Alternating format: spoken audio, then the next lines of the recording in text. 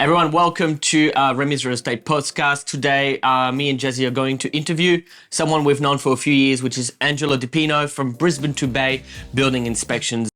Turn your house into a home and join us on the Home Enthusiast podcast. Angelo is one of the most thorough inspectors that I know around. So if you're looking at a property to purchase or even to make sure there's nothing wrong with your current property, he's the person to call. But today we're going to ask him questions about how to maintain your property, how to look for signs that there may be issues. So Angelo, thanks for joining today. Oh, thank you. You excited? Thank you, Jazz. Yeah. This is not no environment, is it? Yeah, very different to building inspections. Yes, of course, mate. But look, thanks for being here. We'll just get started. And my first question to you is, what is the most common issue you encounter when you have building inspections? Okay, probably mostly I would have to say is on older homes on concrete stumps. Yep. There always seems to be at least, a few concrete stumps. Sometimes there's a lot that need repairs. They blow out with rust and they need replacement. A lot of the time, some of them might be subsiding. Sometimes it's a whole front of a house or a corner of a house. And so basically that's... So a structural issue. Yeah, on an older home, that's probably the most I would say. By older home, do you mean character homes? Do you mean Queenslanders? Do you... On houses like Queenslanders on concrete stumps or houses with concrete stumps are probably the most Fair enough. most defects I find. And so following that question, what can a homeowner do to check for that sign? Look for cracks Inside on the stumps, on the actual stumps. That's probably the main telltale, and you'll see it actually. A piece of concrete will peel away from the actual concrete stump. So when you see that, it means there's steel inside the concrete stump. It's rusting, it's exploding and popping the concrete off. Right, okay. So when you see that, there's plenty of restumping companies out there that you can call. And, like anything, if you get onto it straight away, sometimes it costs a lot less. To fix. What's the worst you've ever seen? Like when you saw the worst you've ever seen, how bad was it and how quickly did someone have to get onto it? I would say the worst house on stumps that I've seen was in the floods, after the floods. Right. And basically that whole block of land or that whole area was flooded, and obviously there was currents. And it actually pushed the house and all the stumps were leaning over. So Imagine that. Yeah, so I sort of crawled in underneath the house and okay, I'm coming back out now. So that's probably the worst I've seen. They always... Were people still living in there? No, it was empty at the time. Yeah, it was for a pre-purchase. Yeah, so the person was buying it. Did they buy it? Yeah, they still bought it. They didn't mind. They said, "Yep." We like a moving house. Yeah, that was it. Yeah. Fair enough, mate. Just go and get it from next door. So I guess you've already answered my next question, which was, that issue that you find most commonly, is it more in houses versus body corp property, townhouse, apartment? It's obviously in all the houses you're saying, and it's structural. Yeah, pretty much. That's the main one I see. Okay, cool. Awesome. Okay, brick versus timber houses. There's a big misconception that brick houses will never get termites. Can it still get in there? Absolutely. Yeah. Basically, all you have to do is lean something up against the walls and termites can sneak in. Yeah, right. And, get in through and they're in without you knowing. Always never leave anything against your house, especially on a brick home. Always keep the perimeter of the house clear. So double brick, it's all the same. Yeah, they're tiny, they'll get in. So best thing is maintenance, always do your yearly checks. Yes, for sure. And that way you keep on top of it and hopefully everything's fine. Absolutely. A word that no one likes when you're a homeowner is water and moisture. So you're a property owner, you haven't had a check for a few years, and what are the signs in a bathroom or kitchen, wherever, that there could be something wrong with the waterproofing, or what are the signs that you look for as a building inspector that anyone owning a property should? Well, there's a few, depending on the style of home. If it's house on stumps, best thing you can do is get underneath the house and have a look. You can see all the plumbing. Yeah. And if you see wet patches around the plumbing coming through the floorboards, That always tells you that Yeah. there could be a leak there somehow. On newer homes, slab on grounds, there's always carpet next to the doorway. Yeah. And have a look around the doorway. Look for, like white calcium, which when it mixes with the lime mixes with the water, it makes a calcium sort of white powder. Yep. And that tells you there's water present there. So the other Skirtings, maybe skirting. skirtings, blistering paint, bubbling of paint. Definitely. A lot of the times too with newer homes, the floor wastes sometimes aren't put in properly. Yeah. And it might take 6 months, it could take a while, and sometimes you could get leaks through the floor waste. And so you just need a waterproofer to have a look We've seen some stuff, eh? Yeah. Yeah, fair enough. No one likes to hear there's moisture in your walls. Moisture, especially if it's been there for a while. Yeah. If it's new, you get on top of it. Yeah. And how fast should you act if you notice anything? It's as soon as possible. Because like anything, if you jump on it straight away, the costs are less. Sort of thing to fix. If you let it go and the timber frames rot out and everything else, it just gets bigger and bigger and bigger. So enough. best off to jump on it straight away. I've had homeowners saying to me, "Oh, I think there's a problem with the base of my shower. I'm just going to remove that tile and put a new one back on." What do you say to that? As a waterproofing Yes. tool, I think it's a little bit more detailed than that. Risky. Yeah, you need. So if you remove a tile, you have a chance to break the waterproofing as well, right? Oh, yes, too. That's correct. Depending how the waterproof's been installed too. You really need to get a professional. Yeah, a plumber. Best thing to say is try not to do so much yourself, especially when it comes to things like that. So water. Fair enough, yeah. painting and you can do yourself if you're good at it. Yeah. But because otherwise you can just keep coming back and you haven't really achieved anything. It's Of course. still there. Absolutely. Okay, so property maintenance non-negotiables. What should anyone that purchase a property do regularly? As in, I'm talking external painting, internal painting, or electrical. Make sure everything electrically is working fine. Plumbing. How often do you recommend to get professionals to check that for you? Yearly.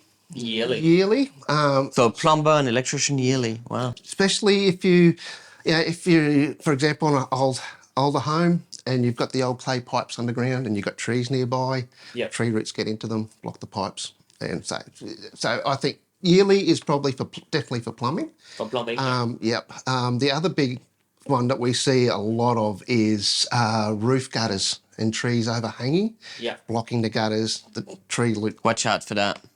Because otherwise you block the gutter, right? Where does the water go? Water goes in, so it's got nowhere to go. Sometimes it flows at the outside. We've seen that. We've seen a fair few of them. There's a property recently that we had, I think, on Anzac Road, Carina Heights. They had an overhanging tree, and the inspector just recommended to cut the tree and done and dusted. Yeah, as long as you're allowed to get rid of the tree, get rid of the issue. Yeah. But otherwise, a good gutter guard system that blows the leaves blow off, and then don't have to worry about it then. So it can.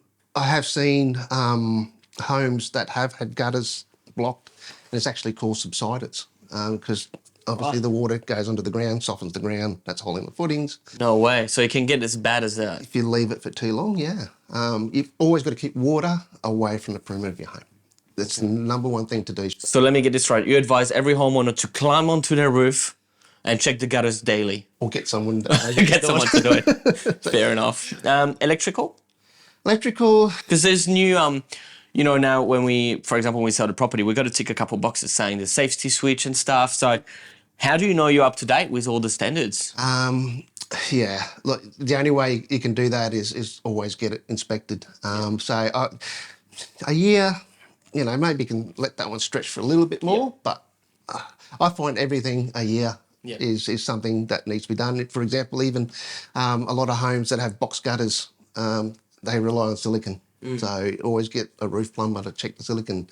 You might find a stain in your ceiling that wasn't there 2 years ago and all of a sudden it is, and just need that to be. It's like a car. So like, for example, a car, you got to service it every year. Service So, it, exactly the same. otherwise I completely get that. We're in Queensland. We've got pretty rough weather conditions here. we see sometimes outdoor decks, and everyone loves outdoor decks, right? West-facing outdoor decks. How much care do you need to look like? I'm talking like extra coating or paint, and they need to be checked out 'cause Absolutely. yeah. West-facing deck can destroy a paint job in 6 months. In 6 months. It can deteriorate. So it's something that needs a lot of upkeep. Choose wisely. Paint will last longer than than clear coatings. But yeah, always that's another one that's just on a Western deck. I've seen it just deteriorate. I think it's 2 or 3 years old, and it's only 6 months old. So yeah, No way. That's cool. yeah. And people put all these fancy timber battens as well, and they fade, and it's just because it's West. And the other one that does a lot of is dark colours on Western walls. Dark dark colours, dark greys. They oxidise and get powdery, and they don't look as good as the sides of the house. Oh, yep. Because they're not copying any sun. I've seen timber facades as well, Timber facade. west facing, and then if it's not the right timber, Yeah. like it needs a lot of Yeah, maintenance. it is. It definitely is. I can't tell you how many I've seen. Yeah, right. That, wow, you think... But a paint job every 6 months is pretty intense. Just on the timber, Just on that western side, Yeah. it's just upkeep again. Yeah. You know, the timber mainly, the paint you can get a bit longer than that. Of course. But I've seen houses that are 3 to 4 years old as paint dark colours, especially dark colours. Yeah. That they become powdery, a bit oxidised. So watch out for the Western sun, eh? Western sun's harsh. It's mean. Yeah. What areas of the home require the most maintenance in your opinion? I guess the roof. The roof, yeah. Okay. That stops water getting in. It stops the major defects Yeah. happening.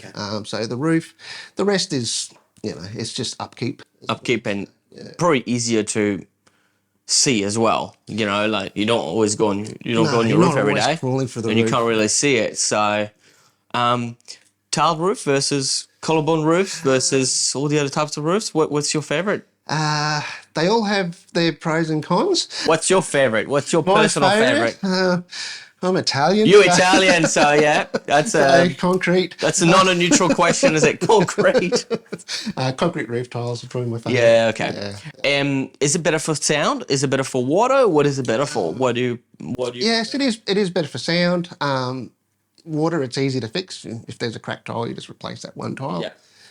That's causing the issue, or some people just silicon the piece back on, Yeah. sort of thing. So it's easy to fix, sort of thing. So with iron roofs, roughly every 10 years or so, you need to re-screw down the whole roof because all the rubber washers deteriorate. Okay. So this is not just an Italian question; it's a general question in terms of less issues and easier maintenance. That's better. yeah, I think so. Yeah, in my opinion, yeah. Okay, a lot of people are renovating at the moment, which is fantastic. Renovation costs have gone quite through the roof, as you know. Materials are expensive, labor is expensive. Absolutely.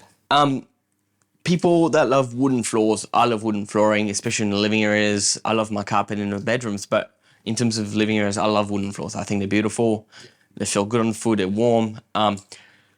If homeowners are looking to have an alternative to a very expensive type of timber floor, engineering timber floors, is there any that you would recommend? It's probably not widely accepted yet, but I think it will eventually be, and that's vinyl floors. Vinyl floors Vinyl floors versus laminate floors? versus laminate floors. Okay, laminate floors probably look better. They look more authentic, a little bit more than, well, it's closer to the real timber floor. Yeah. But you can always tell because they're all sized boards and it all looks, sort of thing. So vinyl floors do that as well, but there's less chance of damage and way less maintenance. And some vinyl boards you can just lift out and replace it. Straight up. Straight where it up. doesn't need a whole section of the... Yeah. And if you drop something on it, it's not going to dent. Okay. as well, so- is it better for scratches, for Yeah. water, like around Water, kitchen bench absolutely. tops and... Yeah, if a hose bursts in your kitchen, it's not going to... Really? It's not gonna bubble up? No. Okay. They use them in commercial buildings as well for showrooms and all that So, stuff. And, let me get this right. Better than bamboo? As far as looks wise, I prefer bamboo. Yep, looks wise, yeah, I agree. Yeah, but yeah, if you're looking at, there's two sides, I guess. The maintenance side, and it's going to look the same in 5 years' time, is probably vinyl. Yeah. So if you have a little dog with its little claws scratching as it goes around the corners and it's running, you're going to see all that on timber floors that have a coat on them. Whereas the vinyl, you won't see anything, as long as you get the good quality, Yeah, good of course. quality stuff. And some of it's about 4 to 5 millimeters thick. Okay. So, and that also helps too with skirting. So if you've got original skirting, you can go up against it and it doesn't Don't have to take do away all your skirting. yeah. So it's easy to do. Mum and dad can do it on the weekend. Anyone can do it. You don't really need a tradesperson to do it. Really? A lot of the times all you need is a ruler and a Stanley knife. Wow. So it's easy and It's easy, yeah. easy maintenance. Instant facelift. Okay, and that's quite it's good value. It's quite inexpensive. Yeah, compared to, Your engineered timber floors, yeah. yeah. Do you prefer tiles or wooden floors? Tiles. You prefer tiles? Yeah. Why? Easier to clean. True, they are. No, I disagree. No, it's true. It's true. I just like the warm feel of wooden Yes. floors. I think that's quite nice. And an alternative to marble bench tops. I've seen some marble bench tops, kitchen island bench, and the people told me, oh, $60,000 right there on a kitchen bench. I'm like, wow. It's expensive. So something that looks close to or as good as marble, but cheaper alternative. It's really, the touchy subject, the reconstituted stones. There's a lot Why do you call it touchy subject? because of the silica problems that come with it. Obviously, it's all has to be put together in factories, and those workers have to be looked after. We've heard a lot about this in the news recently, but really, that's the only cheaper alternative that I can think. But yeah, So reconstituted stone is same as smart Yeah, bench. Yes, absolutely. same Yeah, thing.